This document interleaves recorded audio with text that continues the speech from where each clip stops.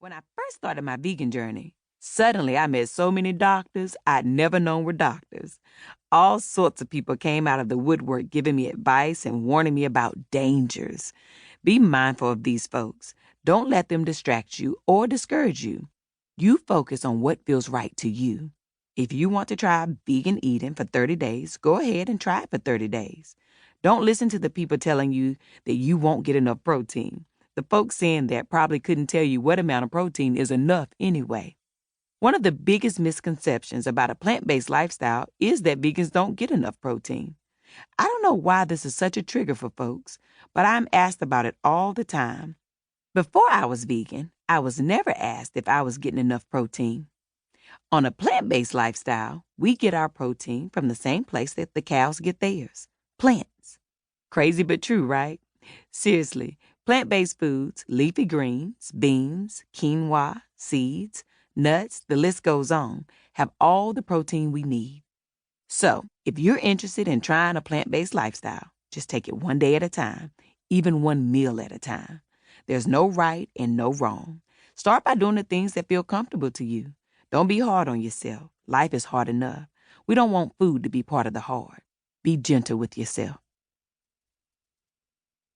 Transitioning the family to veganism. Another question I get asked all the time is how I got my whole family to join me in this vegan lifestyle. Well, honey, I made it taste good, and I took it slowly. I think it's a mistake to try to transition your family to a plant-based diet unless they make the decision to do so. Simply make amazing meals and allow them to try them with you, but don't force it. If your family is on board for the new journey, start with some traditional, non-vegan favorites that can be made vegan, so no one feels like something is missing. At the beginning, I still cooked chicken and fish for my husband and kids, but everything else I prepared was vegan.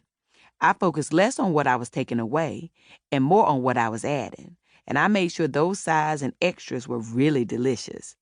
At the same time, I was swapping out our pantry and refrigerator staples and replacing them with vegan options. So I made their grits with vegan butter and their grilled cheese with vegan cheese. I added nutritional yeast to pastas for a cheesy flavor. They didn't even notice. Kids, especially, often just don't know the difference. I certainly wasn't advertising that these new dishes were vegan. I was just serving food to my family like always, and I let them all make their own decisions. If they didn't like it, I didn't force it.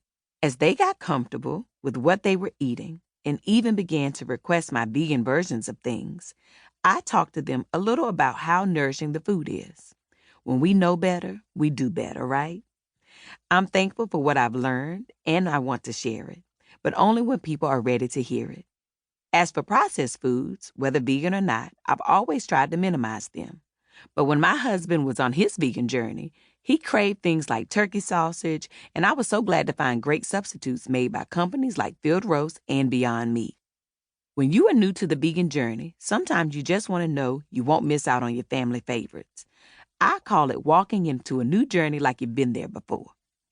A few dishes in this book, such as nachos, Chance's sausage and veggie pasta, and country-style steak with gravy, came from our early days of eating vegan. There's some other dishes that were favorites in my family from the very start and that I like to recommend to anyone just starting out. These are mac and cheese, fried fish with tartar sauce, traditional lasagna, and vegan chili.